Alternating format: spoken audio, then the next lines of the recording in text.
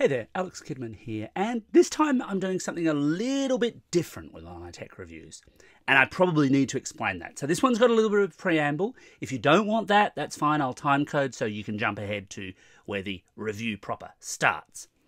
So GoPro PR approached me a little while back and said, hey, do you want to review the GoPro Hero 11 Black? That's this little camera here, and I thought, yeah, I do, I'm interested. But it's an interesting one for me to review. I've been a tech journalist now for 25 odd years, but action cameras, and GoPro is, let's face it, the action camera brand, not really a category I've done a whole lot with. And some of that's just been coincidental. Other people at places I've worked have covered them and I haven't. And some of that's been because, honestly, an awful lot of the appeal market, your surfers and action sports and mountain biking, it's just not what I personally do. Nothing against them, and if that's what you love doing, then more power to you. It just hasn't been my thing. So I had to come up with some kind of angle for a first-time user of one of these cameras, because the other problem, of course, is that this is not a new camera, and so there's a ton of other reviews out there. I should stress again, this is very much coming at it first time kind of reviewing. So if you're already an expert in all things GoPro, this really won't quite be the review for you. But if you've been thinking, hey, is this right for me? Maybe it will. I hope it will. I hope it's helpful.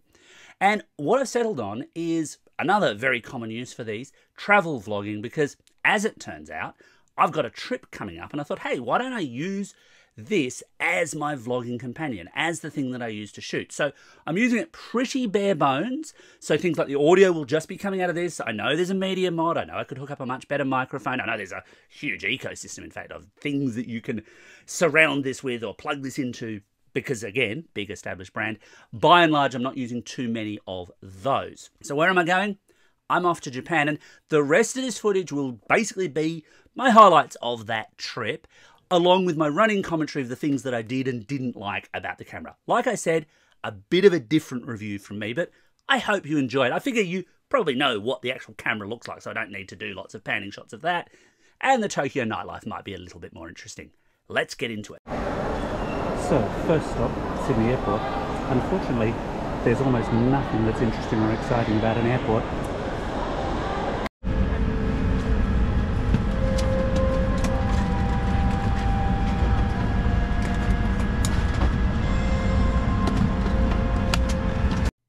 So I shot a lot of footage with the GoPro Hero 11 Black. I did try and pull that as often as possible, and it gave me an appreciation for what it's good at and what it's not good at.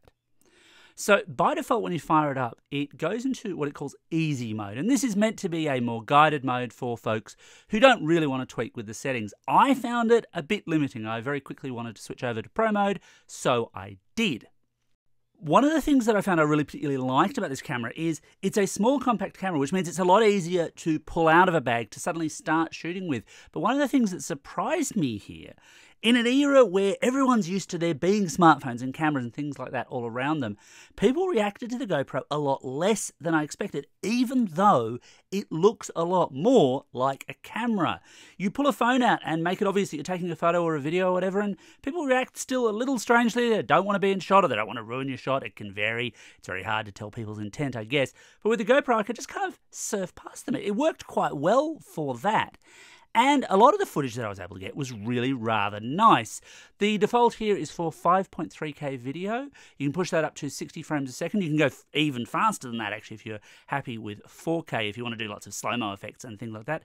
And in regular daylight hours, regular shooting, that all worked rather well. I got some very nice shots indeed. And it did reveal to me, though, some of the limitations of the GoPro, because there are a couple of things where it's not so good.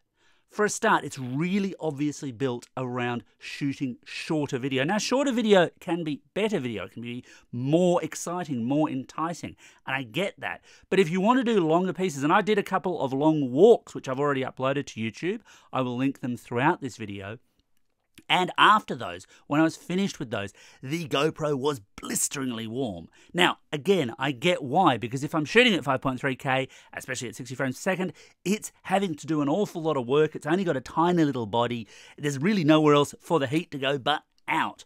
But it is really noticeable even on a warm Japanese summer's day.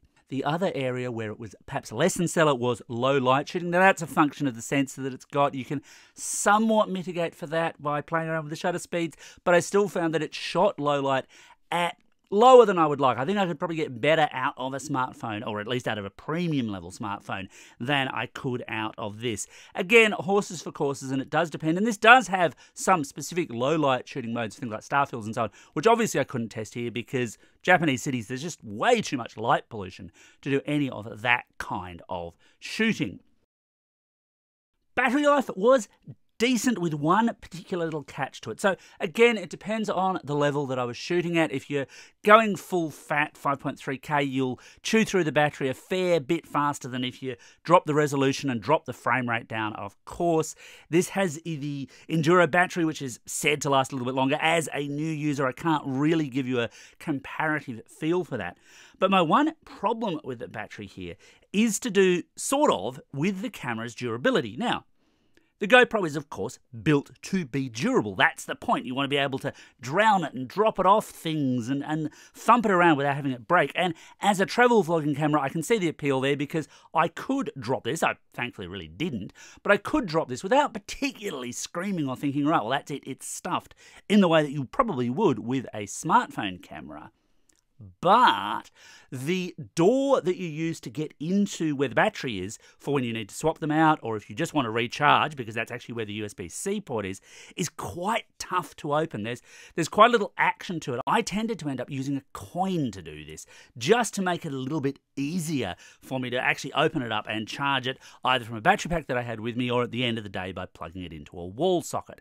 It works well enough, but it's a little bit tough.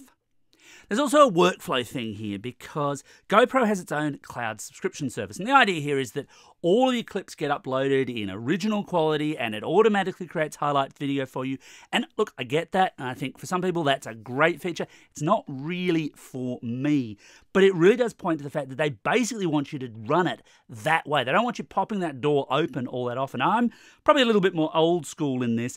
I'm much more likely to pop out an SD card, throw it into something and transfer it that way because for a start, it's actually a slightly quicker way to do it as opposed to doing it wirelessly or up to the cloud where you're dependent on other upload speeds. Still, is it worth buying if you're not into that action space, if you're not jumping out of planes or diving through the waves or whatever?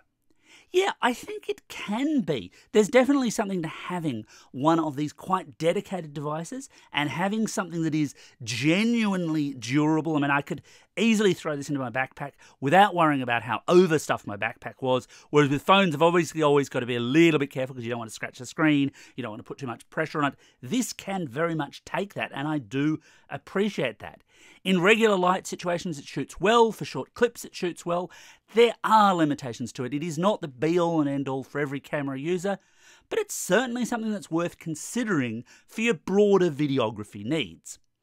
Anyway, that's my take on the GoPro Hero 11 Black. I hope you've enjoyed my footage as well, if you were just here for the travel vlogging bit. What do you think? What do you want to know? What's your experience been with GoPro cameras in the past? Did I get anything glaringly wrong or ignore a feature that you love? Let me know in the comments below, and thanks for watching all the way through to the end. Don't forget to hit like and subscribe.